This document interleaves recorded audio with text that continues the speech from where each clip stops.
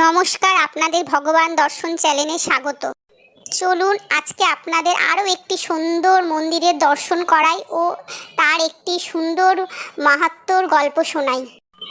প্রথমে বলি এই মন্দির দর্শনের জন্য আপনারা কিভাবে আসবেন। প্রথমে আপনারা হাওড়ায় নামবেন, নেমে শালকিয়া যাওয়ার অটো বা টোটো স্ট্যান্ডে গিয়ে আপনারা বলবেন আমরা ঘুষুরি যাব। ওখান থেকেই যে কোনো অটো বা টোটোতে আপনাদের পৌঁছে দেবে। অটো ভাড়া নেবে 15 কি 20 টাকা। এবার আপনারা অটো থেকে নেমে আপনারা বলবেন যে আমরা শ্রী শ্রী খাটু শ্যাম বাবার মন্দির দর্শন করব।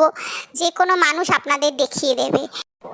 এবার আপনাদের মন্দির প্রাঙ্গণ ঘুরিয়ে দেখাই আর শ্রী শ্রী খাটু শ্যাম বাবার কিছু গল্প শোনাই। দেখুন এখানে কত মানুষ কি সুন্দর পরিক্রমা করছে।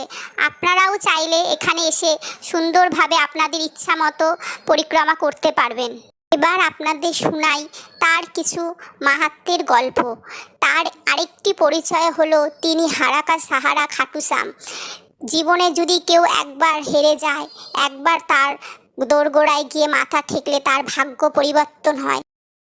খাটু শ্যাম বাবা আসলে হলেন মহাভারতের যুদ্ধে পঞ্চপাণ্ডবের যে দ্বিতীয় ভাই ভীম তার নাতি, ঘটোৎকচের পুত্র। তার আসল নাম ছিল বারবারি। তিনি শ্রীকৃষ্ণের আশীর্বাদে তার নাম হয়েছে খাটু শ্যাম বাবা। তিনি একজন এত শক্তিশালী যোদ্ধা ছিলেন যে উনি চাইলে একদিনেই এই মহাভারতের যুদ্ধ শেষ করে দিতে পারতেন। কিন্তু উনি তো হলেন হারাকা সাহারা। যখন যেই দল হারবে উনি সেই দলের পক্ষেই যুদ্ধ করবে। শ্রী শ্রী খাটু শ্যাম বাবা এই যুদ্ধে তার জীবন দিয়ে এই যুদ্ধের কাহিনীতে অমরত্বের লাভ করেছেন। তো আজকে এখানেই শেষ করছি ভিডিওটা।